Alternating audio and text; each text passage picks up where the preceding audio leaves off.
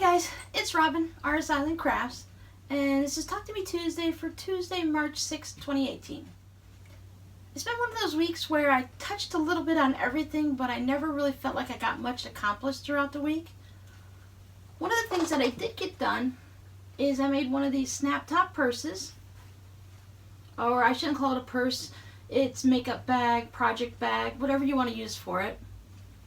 I was demonstrating how to put snaps in. It's just got a simple white lining, nothing too exciting, but I really love this giant purple flower. I wanted to say, with these Talk to Me Tuesdays, I also put the video up on my blog. The link will be down below. It's RsIslandCrafts.blogspot.com. And if you ever want to see a close-up picture, I'm trying to post the pictures also with the videos so you can look at the project if you want to see something a little closer. But there's this little snap bag.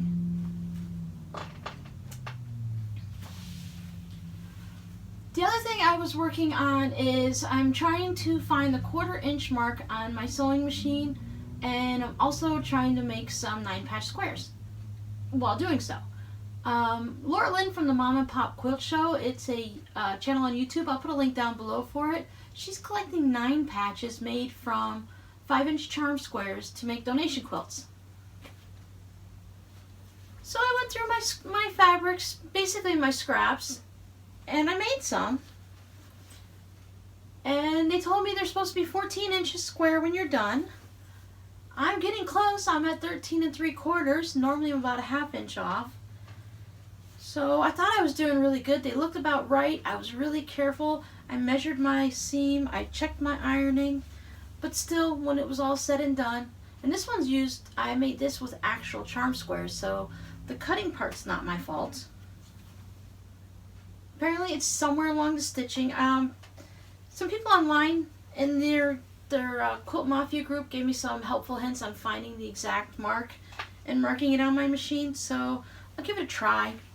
What I've always done in the past is I've tried to put the tape along the side, but they said to also put the tape in the back of the needle and in front of the needle, and that might help me stay lined up more, because sometimes I get a little wobbly when I'm sewing.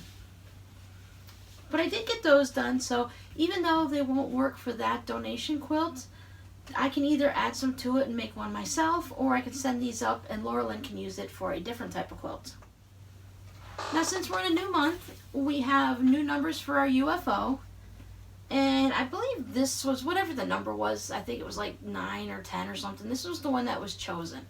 Once again, this is fabric from the mystery boxes that I purchased. I don't have any other fabric like this. I don't have any more of this fabric. There wasn't any extra fabric included. These blocks were already stitched together like this. So I think I'm just going to make it into a narrow table runner.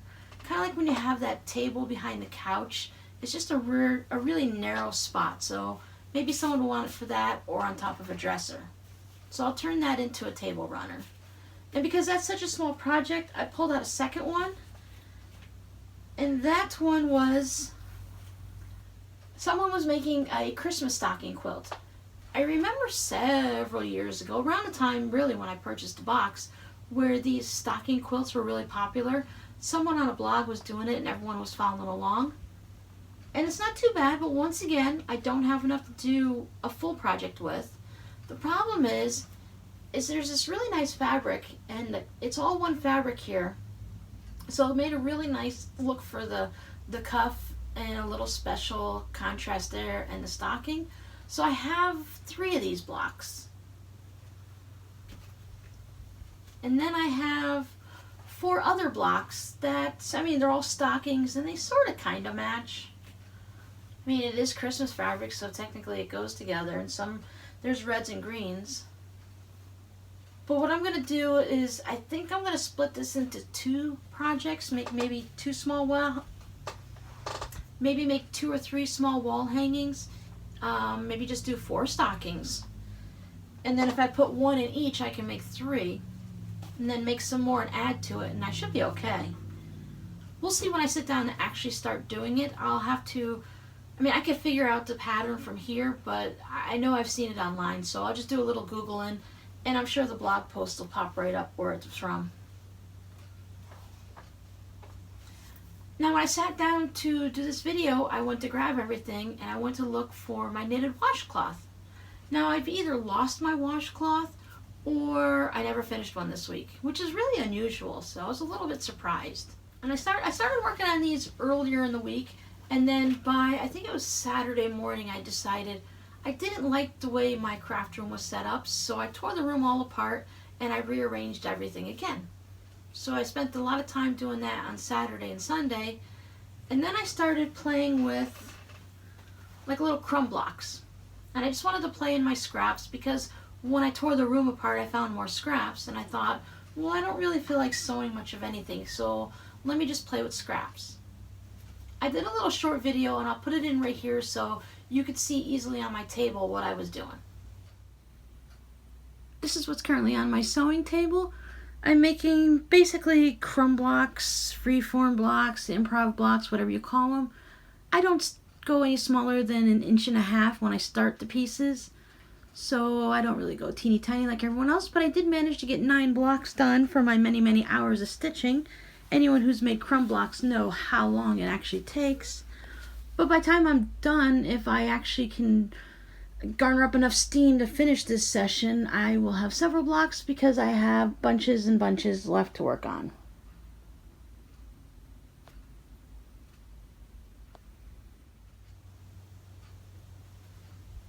So that was a lot of scrap time and a lot of sewing and ironing and pressing for just the 9 little blocks. But once these all go together, these all look like they're about 3.5 inches anyway, and I'm making 6.5 inch squares. So it shouldn't take much, but just put a couple of these together and maybe add a little piece of fabric down the center, and I should have several more blocks done really quickly. So that's about all I've been doing this week, dabbling a little here and dabbling a little there, never getting anything completely accomplished, but eventually it'll all turn out into a few nice projects. I am starting to feel a little itch. I think I'm going to cast on a new knitting project, even though I haven't finished the ones I've already started. But that's okay. There's this new shawl pattern that I would like to try, and I think I might have the yarn for it, so I might want to cast that on this week. I think maybe today, Tuesday, I'm just going to sit around and knit all day since I've been sewing all weekend. So other than casting on that new shawl and cleaning up some of this mess from all of these crumb blocks I've been working on, I think that's about it for me this week. I don't feel goal orientated right now. I feel like I just kind of want to wander around and do about nothing. So I'll just once again probably dabble here and there. I hope everyone's staying safe in these storms. We're so far down south that when you guys get all the nasty weather up north, you just kind of bring nice cool weather down to us. So unfortunately you guys are having bad storms, but we're having some beautiful weather down here. We've been hitting the low 90s in February, that's real early for us. It's a couple months early. So it's really nice to see in the low 70s and waking up in the morning and having it back down into like 48, 50 degrees right now. I know it won't last for very long, so I'm going to enjoy it while we got it. Okay guys, happy crafting, happy sewing. We'll see you next week. Bye!